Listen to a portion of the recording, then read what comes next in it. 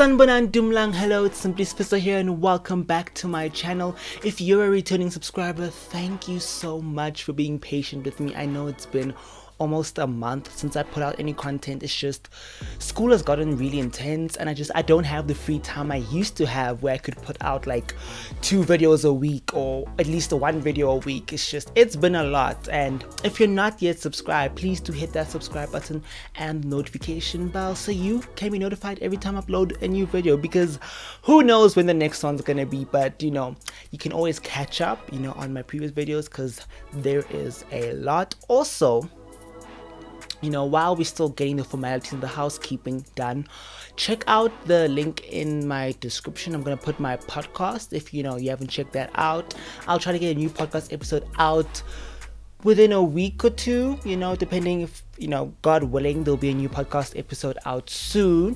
But you could always catch up on the episodes that have been out already. And now that we got all of that out of the way, let us get into the matter for this video. I feel like the camera isn't aligned. I feel like I'm not in the center.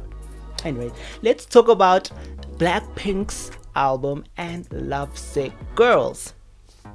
So okay, basically how I'm gonna do this video is I'm gonna start off with just like a ranking of the album, like the different songs, and then I'll get to my thoughts on Lovesick Girls, the title track, and then just the overall, the album, the era, everything leading up to it, and the rollout. So I do want to say Blinks, or casual Blackpink fans, like if you love the album, I love it too. Okay, this is a safe space.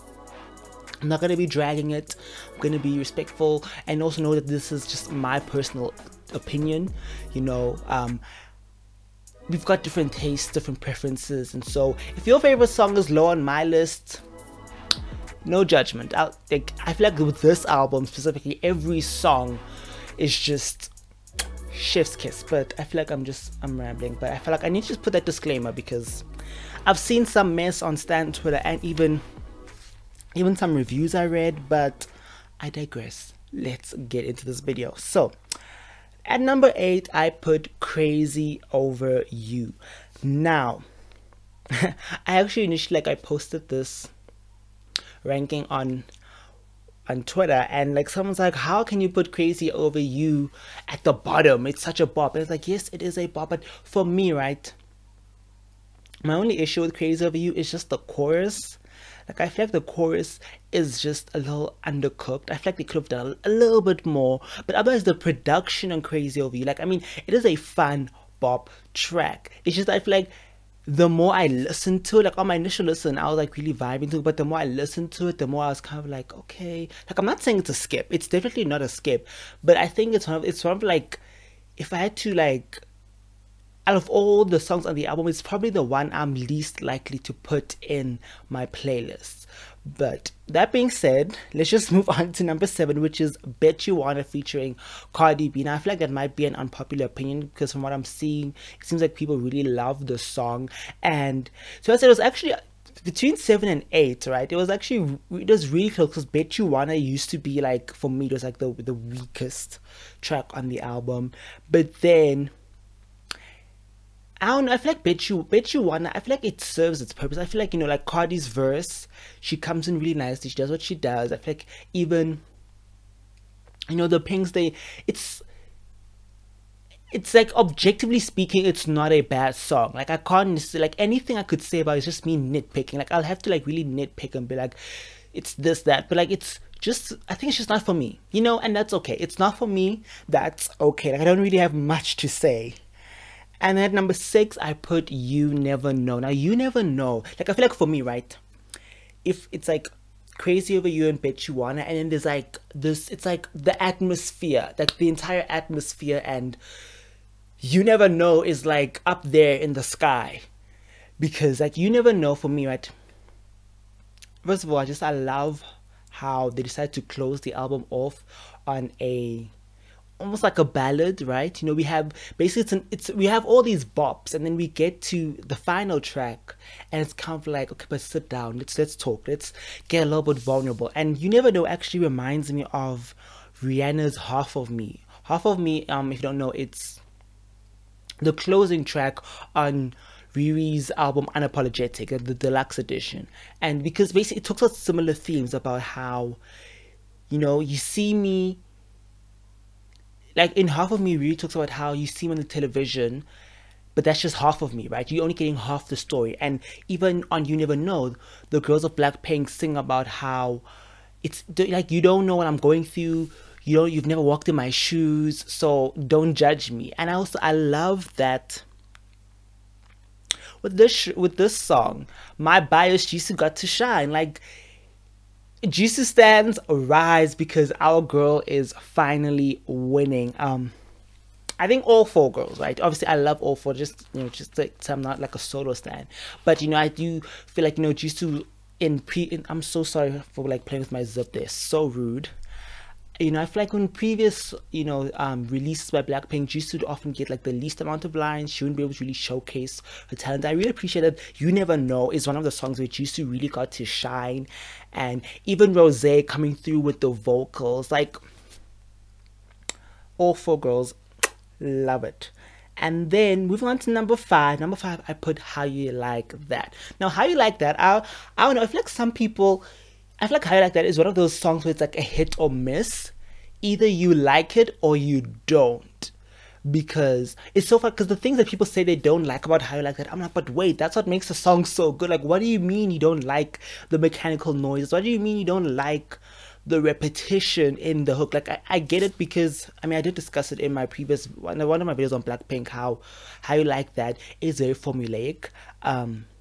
Mira, another YouTuber, like a big YouTuber, she talks about how You Like That is a very functional track, and she's been saying how if you like How You Like, I can see why. Because thing is, How You Like That is one of those songs which, I don't know, it grows on you. You just find yourself being like, da da da da. Now look at you, now look at me, look at, like, it's really.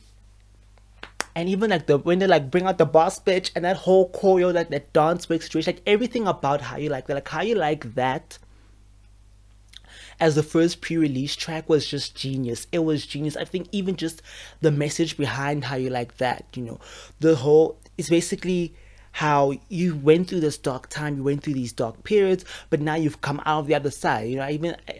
I think about just like the phoenix rising from the ashes, because I also do think that the success that How You Like That had was unprecedented for some. Like, I think people didn't expect it to do that good. It was a Blackpink comeback, so people did obviously expect it. Okay, it's a Blackpink comeback, it'll make some noise, but I think a lot of people were blown away at how it was the moment. Like, when How You Like That dropped, we can't deny that was a moment.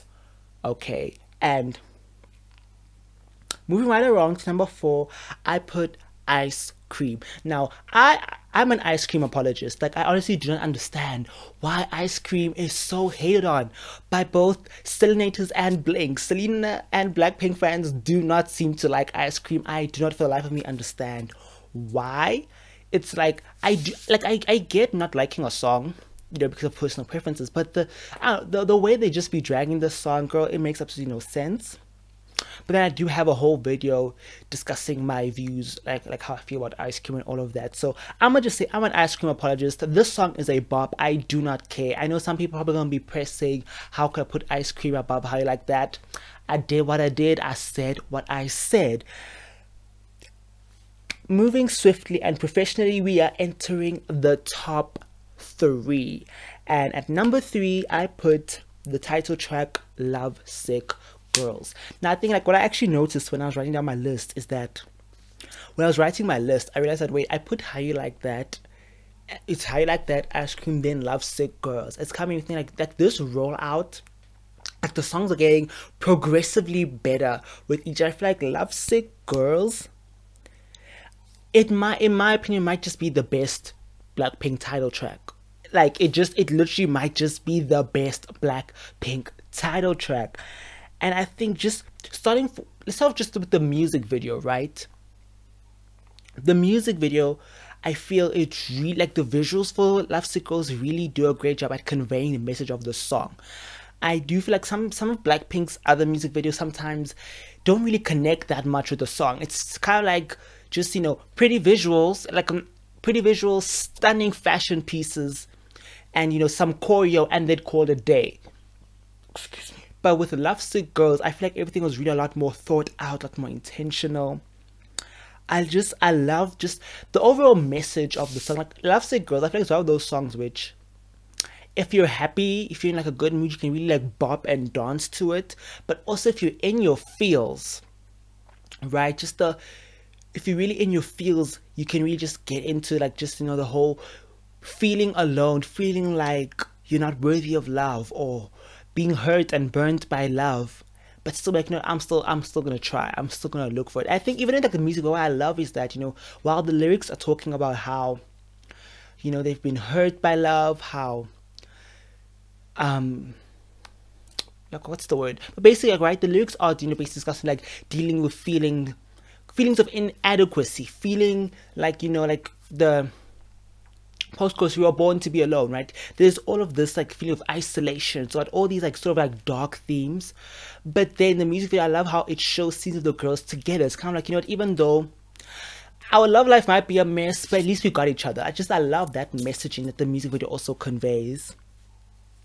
And just the overall, I feel like the vibes of the music video, it's, especially I'm sure like long time Blinks will probably appreciate how I find it's very reminiscent of their earlier music videos. Like, it gives me Whistle, Boombaya, and some see like the dancing scene on the rooftop, that gives me Playing with Fire vibes. Like I love it. It's also Lovesick Girls as a song. It's both familiar but fresh at the same time, right? It gives me very much like 2012, 2013 type of pop. It gives me Carly Rae Jepsen, Call Me Maybe. Like, remember when Carly Rae Jepsen was the moment, like that type of pop music. It's really giving me that, but it's in 2020. You know, I think it's a certain type of skill that one needs to be able to do something nostalgic and familiar but still fresh and relevant, because I think, you know, one can easily fall into that, you know, the outdated territory, like when you're trying to make something nostalgic. And like, honestly, I could go on and on. Like Lovesick Girls actually should have gotten its own video, but here we are. Moving on to number 2 now. Let me just say, number 2 and number 1, sometimes it's a struggle between the two, but I think this is where I'm at now. Like, Love to Hate Me is top 2, and at the moment it's number, like, it was initially like my number 1 song, but then number 1 song just kind of did things for me. But we talk about Love to Hate now. Love to Hate Me, where do I even begin? Like, just the intro, like, it was that, like, Love to Hate Me is, I think it's one of the songs which from the very first listen I was like, this is definitely up there. I just knew it from the first listen. I love their vocals. I love, like, obviously me being Jisoo biased. Jisoo on that track is just giving me everything and more, because I used to always tell my sister and even just some friends, I was like, I hope Blackpink has like an R&B style track, because I know Jisoo's voice would sound amazing on it, and she delivered. I was actually shook when I was looking up the lyrics to find that the song is in all English. Like, I didn't even realize while listening to it. I think it's kind of like, and it's something that I think also Blackpink, it's another, I guess you could say, talent, skill, what's the word? I don't know what the word is, but I think something that Blackpink is able to do, which I think other K-pop groups have. I think Blackpink, just in the way they were marketed and even just their discography, you know, building up to the album, has set them up in a position where I think they can easily do all English songs without it being gimmicky. I feel like the problem is, I feel like there are some groups, right? I've listened to some English K-pop songs, so English songs from K-pop groups, and with some it just comes off as very gimmicky. Some comes off as very much like, okay, you know what, let's just try to grab as much as let's just try to, like, how can I put it? Just, it's like they're just trying to put their fingers into the Western market, like, audience. They try, you know, like, let's just try to branch out as far as we can from Korea, which, I mean, nothing wrong with that. I mean, nothing with wanting to grow and expand your audience, but I just feel like with other groups, it just feels disingenuous, right? It feels like they're putting on an act or performance that just isn't really for them. Whereas with Blackpink,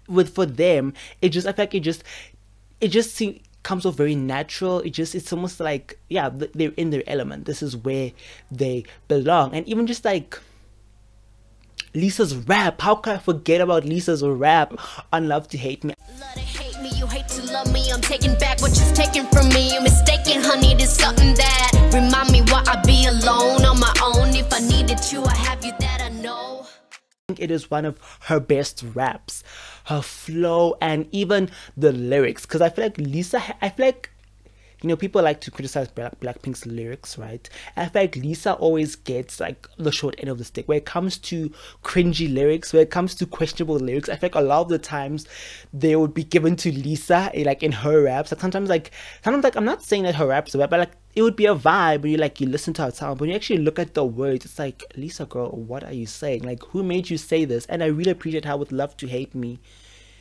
there's basically, it's kind of like the girls almost been like, okay, look, it's almost like them recognizing, look, I know what I'm worth, and if you're not gonna give me that, bye. Like, boy, bye. And then let's just go into, you know, I mean, I don't know, I'm trying to like, how do I segue? I feel like this song needs like a drum roll or something. So let me just tap on my thighs. I hope that doesn't sound weird. And obviously, I'm sure you've guessed it by now, but my number one is Pretty Savage. First of all, can we talk about Jisoo's rap?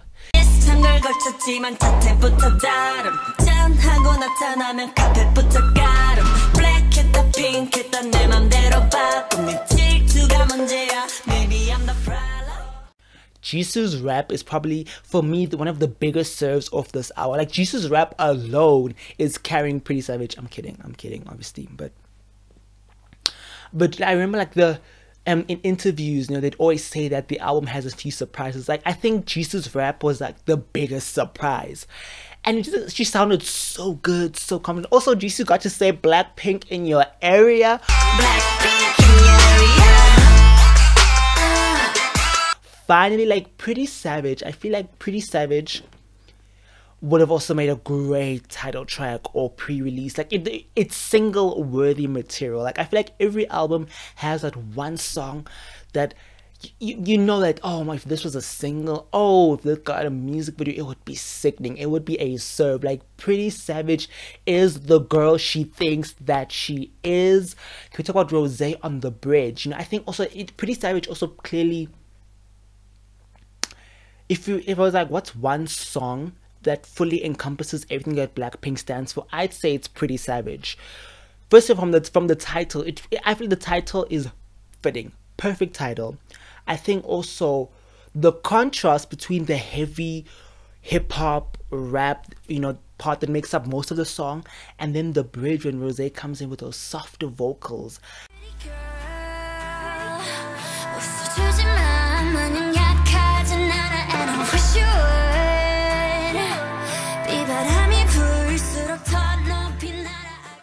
You know, it's gonna give you, you know, like the dark side of Blackpink, but also the more pink, soft, vulnerable, delicate. I'm using that word with caution because, yeah. Oh, just remember the politics of that word, delicate. So we move.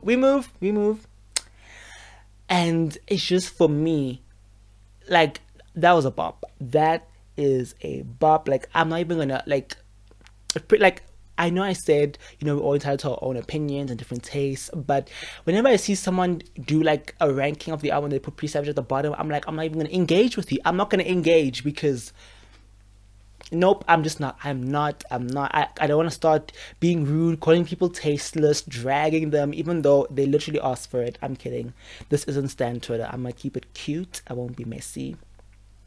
But that pretty much sums up, like, you know, my ranking of the different songs. I mean, it's probably going to change, you know, depending, probably like the more I listen to the album and how, you know, different songs age. I think, I mean, certain songs might just grow on me even more. But, you know, I think overall, my overall thoughts on the album, like, I wasn't like, okay, at first, when I heard that the album only has 8 tracks, I was disappointed. I felt like, I don't know, I just felt like we were being robbed, we were being bamboozled. It's like really 8 tracks and you're calling it an album. But I'm actually surprised at how when I listen to the album, it feels quite complete. Like, even the songs, you know, despite how short most of them are, they feel complete. They don't feel like anything is, missing. And so I also appreciate how we're seeing growth. not only in Blackpink's sound, but even in like the lyrics. Like I feel like the lyrical content of this album, yes, it does cover topics that we've seen from Blackpink before. Like it's not like, it might not necessarily be the most groundbreaking lyrics. Like, I mean, we're not getting like Taylor Swift folklore lyrics here, right? But like, you know, but I think also it's kind of like, if you want those type of lyrics, there's folklore, right? I think sometimes fans or stans get this sense of entitlement, and then they're like, oh, but I wish their lyrics, this is, it's like, listen, if you want something from an artist and Blackpink isn't giving you that, go find an artist who does. Like, I believe we should meet artists where they are. Now, does this mean that we shouldn't, that, you know, when they present work, that their work shouldn't be critiqued? No, I mean, constructive criticism is valid and important. And I do think that Blackpink and their team have actually listened to fans' criticisms. They've been listening to what critics have been saying, and they've applied it for the album. For example, the issue of like line distribution. I feel like the line distribution on most of the songs is across the album is quite balanced. I feel like, you know, in one song, maybe one member might not get as many lines, but then that same member will get to showcase themselves on a different song. I mean, I forgot to even talk about Jennie rapping. Like, we got main rapper Jennie back in the house. Be a princess, I'm priceless. A prince not even on my list. Love is a drug that I quit. No doctor could help when I'm lost. Like, how are we feeling? Like, honestly, this album is just a win across like everything. Like, even the fact that I feel like with this is the first like time I was actually hearing like proper harmonies from Blackpink. Like, I feel like a lot of the time they wouldn't really like do like harmonize together or sing together. Like, usually be like one or two members, but actually hearing them as a group harmonizing and just all the different vocal effects that they were doing. Like, I feel like, you know, in one end, we're getting new vibes from Blackpink on this album. We're getting new sound. Like, you know, we're getting the hip hop and the EDM style that we used to from them, but we're also getting like R&B. We're also getting like electronic guitar. You know, it's just,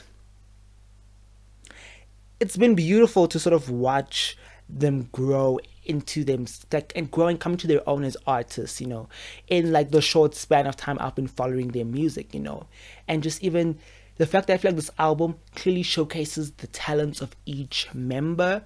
We get to see and appreciate their vocal ranges, because also I think one thing I also love about Blackpink is that they all have different voices and they all sing in different ways. Like, their styles of singing are quite different, which I think also helps to add color to the songs, because I think it would be boring if every single member was singing the same way, or even if they approach each song the same way. I feel like each song they do try to showcase different sides of themselves, and I love that with this project they had a lot more creative control than their previous work. I mean, Jennie and Jisoo are credited as songwriters on Lovesick Girls, and Jennie's also credited as a producer, but I do think that even the other songs where they might not have credits, I do think that they gave input and they brought their personalities into the song, because that's also a skill in and of itself, right? To be able to literally bring life to a song, because I feel like some, you know, people are great at songwriting. Like, you get people who can write, sing, produce, do all these things, and that is great for them. But also to be able to, like, the performance side of it, also that is a talent. And I think sometimes stans and critics obsess over self-written material as if, you know, just in pop music in general, and not even just K-pop, just in the entertainment industry, the music industry, it's quite normal for singers not to write their own songs. But I do feel like this album really showcased who the girls are, not only as artists, but even their personalities really came through. And I also think it's their most cohesive album in terms of also just conceptually speaking. I think, you know, they did stick to, I don't want to say they limit the subject matter, but it almost like, okay, like they had a message, you know. Like I said with Lovesick Girls, the music video was more intentional. I feel like even the album, they were a lot more intentional in terms of the messaging and what they want to bring to the table. And it just makes me excited for what else Blackpink has to offer. Like, I really hope that we either get like a deluxe or repackaged version of the album with more songs, or we get another album very soon. Like, YG, y'all better not try to put the girls in the dungeon again. Like, I feel like the scarcity marketing plan that YG has been using, I feel like it's been working to a certain point. I feel like right now, if YG tries to use that marketing plan again, I feel like it's gonna flop. I feel like it's gonna flop real bad. But I am rambling, and you know, I think I've gotten most of my points across. I'm really like, I could go on and on. Like, I'm literally just full on being a total stan right now. Like, I have to stan Blackpink. And if you're not a Blackpink stan, what are you doing? What are you doing? Get into it. The album is literally like the album. Like, can we also talk about the title? At first, I was a little iffy. I'm like, is that the name? But the album is such a boss move. Imagine naming your debut album The Album. Like, it is literally the album. That being said, thank you so much for watching. If you made it till this point, thank you so much. My watch time also thanks you so much. Please give this video a thumbs up. Let me know in the comment section below, what is your ranking of the album, and what are your thoughts on the album, the comeback, even just the album rollout, everything leading up to this moment, and perhaps what are your hopes and expectations for Blackpink in future. That being said, thank you so much for watching once again, and until I see you guys in the next time, hopefully it'll be sooner rather than later, but I love you so much. Bye guys.